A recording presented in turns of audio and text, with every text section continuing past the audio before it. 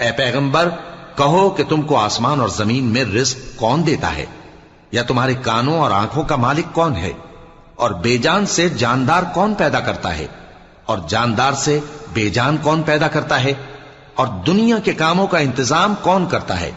तो यही कहेंगे कि अल्लाह। तो कहो कि फिर तुम अल्लाह से डरते क्यों नहीं।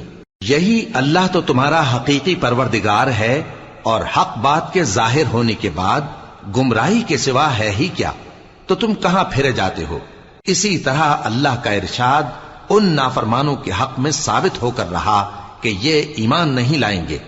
इनसे पूछो कि भला तुम्हारे शरीकों में कोई ऐसा है कि खलकत को पहली बार पैदा करे और फिर उसको दोबारा बनाए।